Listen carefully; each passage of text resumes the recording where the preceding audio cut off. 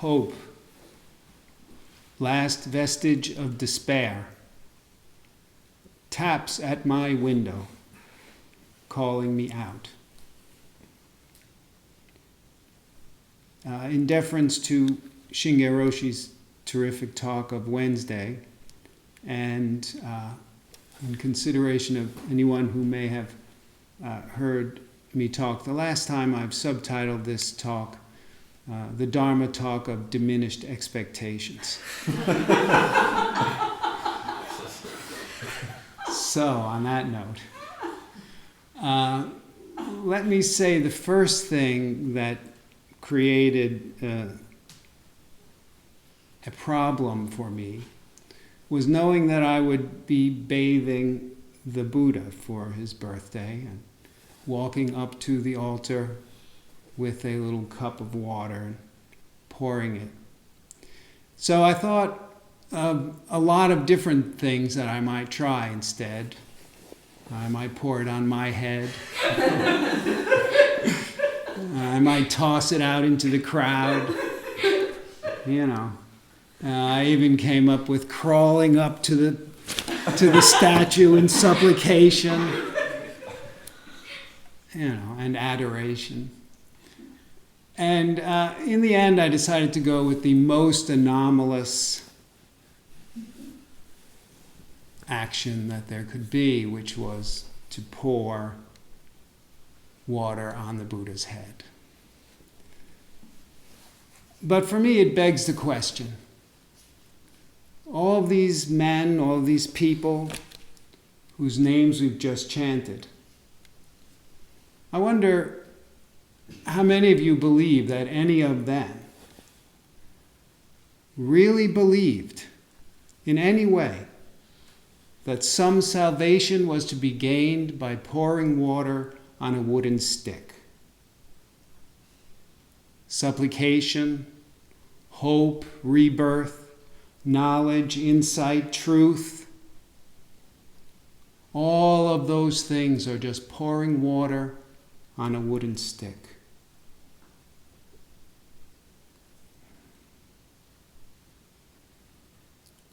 So the week before last, I was a hero. Wow.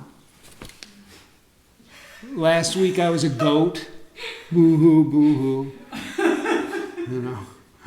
This week, I'm a lackey witness to genius. Next week, I'll be the genius. So what is it? Who am I? What am I? What are all those things? Am I all those things? Am I none of those things? What is it? Well, is this just another koan I'm supposed to answer? Is this another question that I'm supposed to come up with an answer to? And what am I if I do solve it? Am I something more than what I am now? We're reading Chogyam Trungpa Rinpoche's Meditation in Action. And he said the other day, we imagine God to be some greater, more perfect manifestation of ourselves. And that's what we think. So what do I hope for once all those questions are answered? Like a chess master going through the permutations of all the possible moves, however voluminous the questions are, I vow to answer them all. There's that, and then there's that. Well, I could do that, but what if that happens? What does it all mean?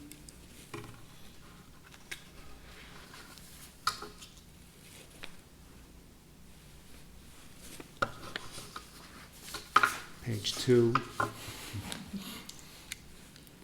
So what do I hope to gain with all of that? The aha moment? The insight? It's a good day if I learn something. Each day I need to learn something more. This is one of the aphorisms that we live with out in the secular world. have another great understanding to add to my Zen truth storehouse. And then, maybe I can make a calendar. John could tack it up in the tens of It's not that I want to profit from it, or even that I want to show off.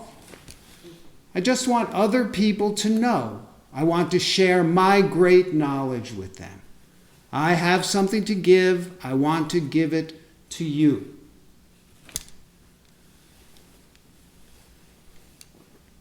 So I take my infinitesimal little piece of truth. I was just reading some things, theoretical physics, right? Not that I understand any of it, has this thing called string theory, right? And string particles are 100 billion, that's not a stutter, 100 billion times smaller than a proton. So I'm going to take my less than microscopic understanding, and I'm going to fold all the corners of my wiping cloth with it. And I'm going to pay attention to my moment, Attention. I'm going to pay attention to my moment. And that's fine. Except that I expect you to pay attention to my moment. I'm folding my cloth, and you should be paying attention to my folding my cloth. You should be paying attention to my moment, because I get it.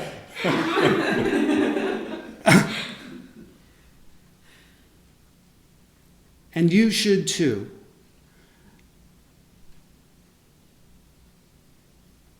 I am going to beat you and belittle you and make sure you understand that you don't get it. I'm bathing in clarity. And you're standing there dazed and confused. You're lost in the middle of your moment, and I'm folding my corners around you while your towel is hanging like some limp biscuit with dirty handprints from the towel rack. And anybody who's ever used the residence bathroom will know exactly what that looks like. But whose moment is confused? And whose moment is whole? When there are no rules, there are no infractions. Or more importantly, is there a moment at all?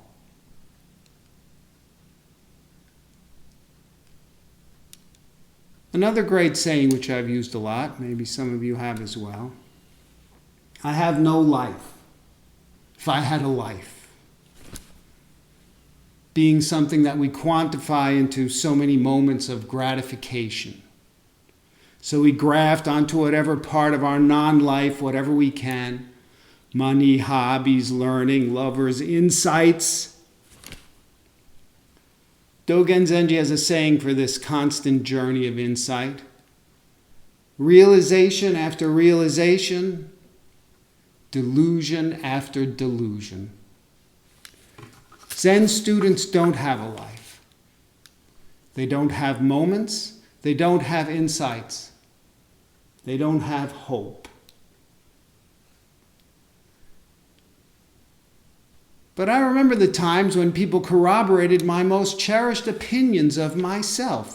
Ah, you're so this and you're so that, bathing in the wonder of arrival. Forgetting all those people who looked me in the face and said, who the hell do you think you are? Who do you think you are that you can talk to me like that? That you can treat me like that? That you can talk about me like that? Who are you to think you're who you are? Go pour water on a stick, wannabe. Being a wannabe has nothing to do with being a Zen student. And the most damaging thing you can ever hear is "you're right."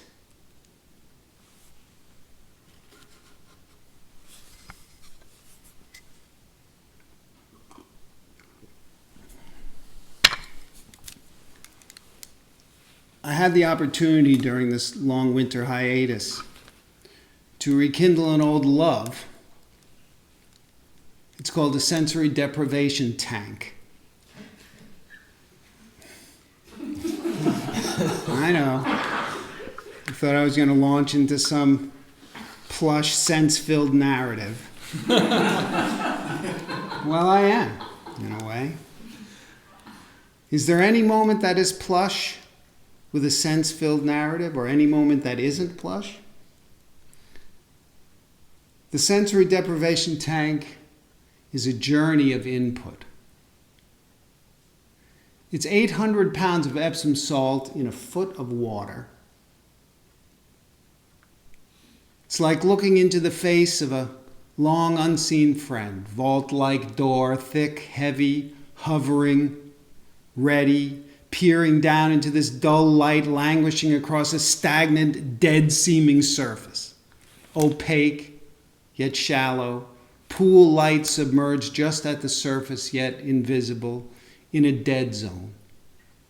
Viscous center in a crypt of polished white plastic enclosed by a dome and a waiting door. Step into the shower before you enter. Of course, you've got to clean off the cleansing that sanctifies you and reassures you that all the hundreds, maybe thousands who've stepped in before you were also clean before they did. You're reassured, even though you know nothing lives in 800 pounds of Epsom salt dissolved in 12 inches of water. You step from the shower, drying yourself, some instinctual defense of the briny from the fresh. Tip off the rubber sandals. You bring yourself to the tank. Whom else could you possibly bring? Step in, lower the heavy door, sealed out sucking sound biting into place. Your attempt to drop into a sitting position gets upended into a perfect float. An instantaneous bobbing into buoyed weightlessness. Arms flail in defense and still themselves unwelcome disturbance. Thick saline fluid, so thick you can feel the weight of it on your skin, coats your neck and face. Lift your arm and it slides off, plopping into itself. Then you start what we all know about: conscious deep breathing, long exhalation, pushing out the unfamiliar, the unsettling into relaxation.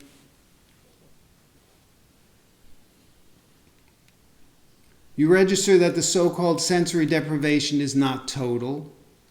Muted, far-off sounds intrude. The line where fluid gives way to air-bathed skin. Not cold or warm, but different. The sting of razor burn on your chin. This registers first as disappointment and then as obvious. Sensory deprivation does not exist. Not in sleep, not in dreams, not in anesthesia, not in death. Existence, all existence, is sensual. The moment, sense-filled. We float to confront the void. Confrontation is sensual.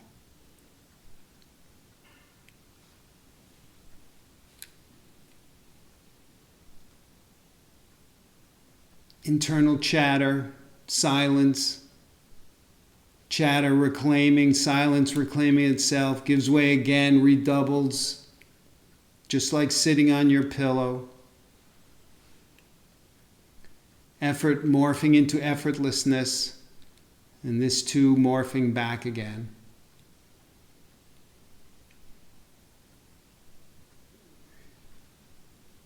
The second day, they put me in a tank where the temperature was not quite right. It was cold.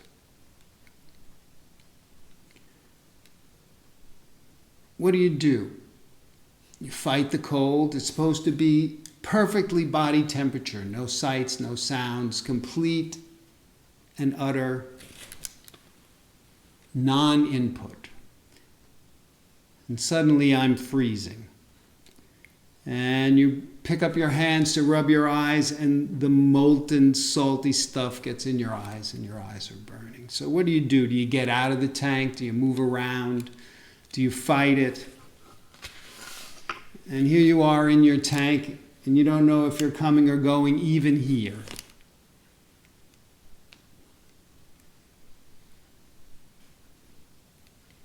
So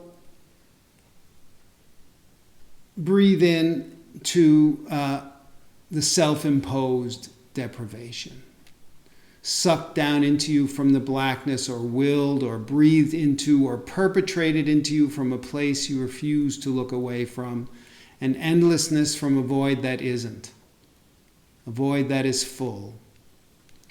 Endless sight into nothingness, sudden, complete, shocking, liberating, simultaneously out there and deep,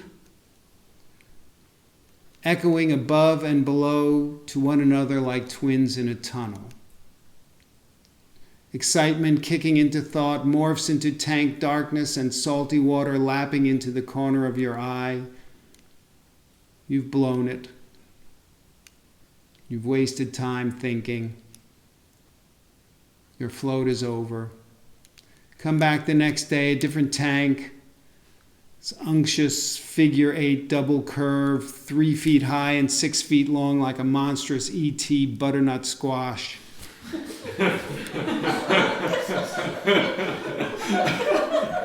Space age machine. Mechanical jaw opening raises past your face and above you in yes master ominousness. Meekly you step in, lid descending from on high, covers your lowliness, gears whirring, darkness descending, head side section drawing over your face, clamping you down, locking you in. Click, click, click. In the darkness of your solitude, discernible warmth in this machine, better than cold. Peer into it. The world emerges from it. Peer through it. The tank dissolves. Day 3, the continued play of effort and effortlessness, here and not here, sensual and non-sensual, image and imagelessness, thought and non-thought. Reaching out, breast floating high, head deep in the fluids, too deep. Suddenly you're pushing down in your staunchness. The head must float, not direct. The neck relax. Tip of the ear breaks surface. Quiet you, quiet world. The universe breathes in and we disappear, breathes out, and all the worlds tumble forth, engaged in its selves. Day 4, click, click, click, and disappear. Suspended in the murky, motionless outer space of viscous stuff, chest bobbing, legs popped up on the surface, knees less than straight, weightless, drifting in endlessness, enfolding and limitless endlessness. Hands quiet on your chest, embracing the steady column of energy pulling at you there, energizing your travel out of time and space. Fill me. Fill me energy, fill me light. It fill you. Push up, push out, push the breath, push all you can find to push until you're free from your confining boundaries. A clear glass submerged in water, all that's left to tell it, those hard-edged outer lines. But somehow you can't push hard enough, can't push beyond those limits. The universe is exchange, you say, exhausted by the effort. The universe is exchange, you say again, while you suck your black hole full, emitting nothing. Then you get it. The universe is exchange, you say again, relaxing. Your puffed up chest recede, neck lets go. You drop your hands from your chest and float them along your sides where you can actually feel them. You send the senses' life back up the vibrant column, holding nothing back. Sensations coursing through and up, a muffled voice afar, a motor rumbles, a sweaty drop tumbles down your forehead, totters on your brow and joins your ear at the fluid's edge. Another stings your eye, it's hot, you're sweating in the soup. The tiny portions of yourself that not submerged are pouring forth their contribution to the black above you, rail at you in mirth and adoration. Hold on to nothing. Fly it forward, fly it upward, though up is meaningless. Just send it back to what created it. In stillness birthed, in stillness perceived, and in stillness sent. Is there such a thing as you that owns a place to store, to relish all this life? Do you name yourself by this? Does grasping make you grow? And yet, is there a shelf, a nook or cranny, home or cup dusty with lack of stuff? An organ in need of comforting proximity, a heart in gripping solitude or grief?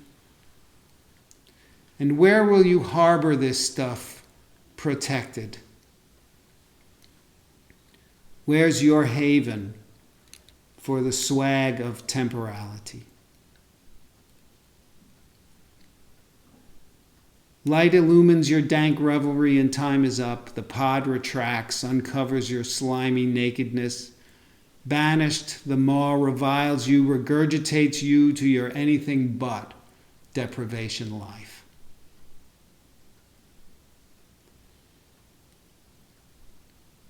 Walking out aglow, book acupuncture, increase the time of the last two floats, tiny needles in your toes and fingers pumping chi through meridians, what heights to reach. Floating is over, time to fly. Beautiful young attendant chasing busy acupuncturist for you, checking schedules, smiling somewhat perplexedly into your face, as if to peer into the space that propels you, but not arriving there. Unreadable, you to her, and she to you. Fueled by the beauty and the seeming interest, effusion mounts. You're over the top. Your over-the-top, self-interested warmth reaches out to be corroborated, collaborated, returned, and amplified. Its interest to reflect itself. The other's smile creases, the interest shades to confusion, then doubt, then distance.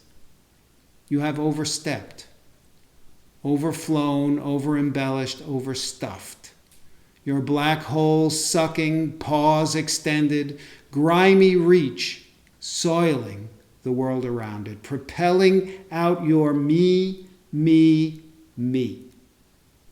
until unmasked, the world retracts, leaving you alone.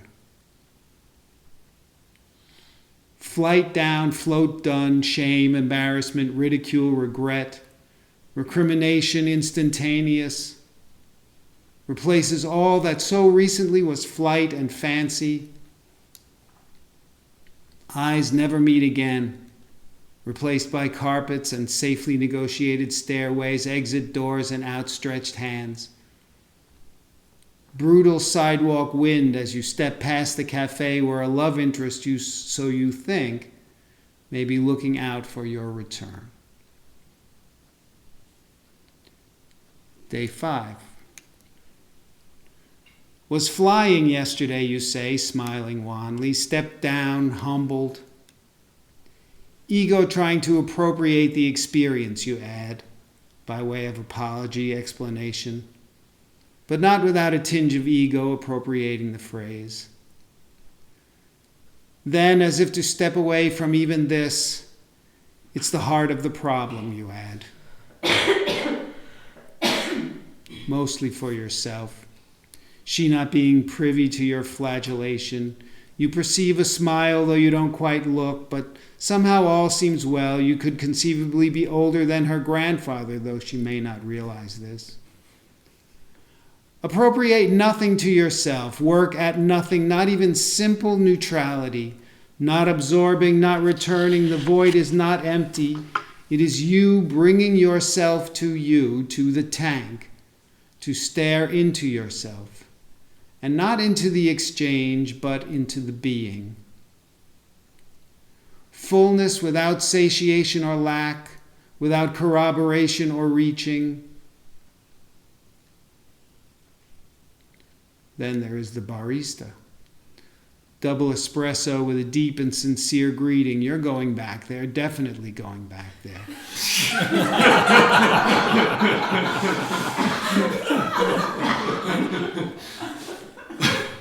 Briny, tepid stagnation laps into your eyelid, bringing you back where you cut your teeth on nothingness. Redouble your effort, but what is this effort? What place can it have? Effort is the cudgel of consciousness, beating the ineffable into shape, the shapeless into form. Form, the husk of being. Stop thinking and end your problems. How much quotable kitchen crocheted wall hanging Lao Tse can you absorb?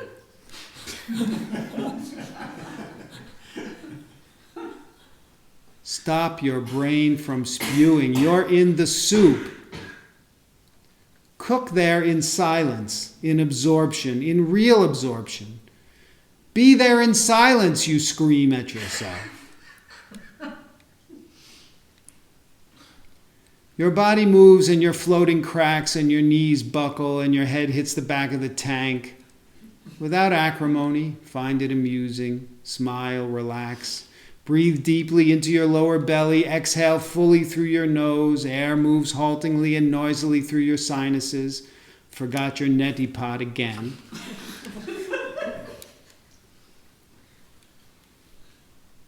You're aware of her intently watching as you tug and struggle at the knotted scarf wound tightly, imperviously round your neck against the freezing 30-block walk. Exhilarating 30-block walk. Activity so foreign for you, a person removed. Sights, the smells, humans, runway beautiful or deformed, $1,000 winter coats or plastic bags for shoes.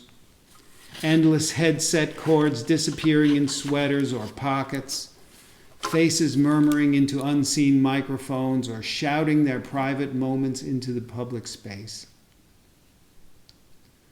The public space where wall clocks driven into uselessness have disappeared. We anonymous cafe goers no longer share second hands, circumscribing our ambitions. We're connected. Float, goddammit, shut up and float. How much time is left? Have you frittered away the better part? Now, the second to last, you'll go back in. Of all the 14 cafes in a 3-block area, you'll go back in. It's possible, isn't it? Warmth of friendship where someone talks to you, gives to you, takes from you, hears from you, glows with you, reposes with you.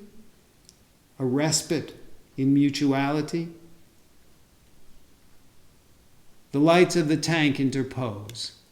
The day 5 float is over. Hello. Muttered response. Removed. Remote. Repelled. With a pushed outward coffee cup and a hidden mocking smile. You watch from a table as another one of thousands repays the service warmth. When does the senseless vulnerability end? When the other become the all. Day 6. The chaos of life seems sometimes so well ordered. When disappointment follows disappointment, buffet follows slap. Relentless failure crowds the brain and leaves no room for hope. Be sure there's more to come. A month of waiting for tonight's event, old friends encountered, new friends explored, was last night when you walked right past.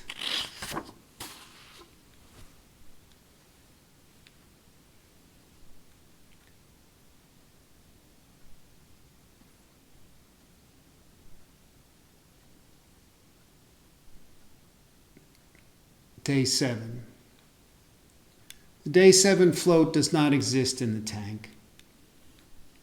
The Day 7 float is the float of equanimity. Self, in the best cases, acquiesces to the moment. In the worst, exerts itself upon it. Floating self has no substance to contrast, no self with which to acquiesce, no aim which is thwarted or achieved. Wholly, completely, integrally part of the manifestations of the moment. It is the sun in the breakfast nook, the wind in the trees, the bustle in the street, the experiencing, which is itself the constellation of creation. The universe does not have a why or a where to. At what point do we, part and parcel of that universality, exert one onto ourselves? I exist within the intention of existing, and in the intention of existing, I exist.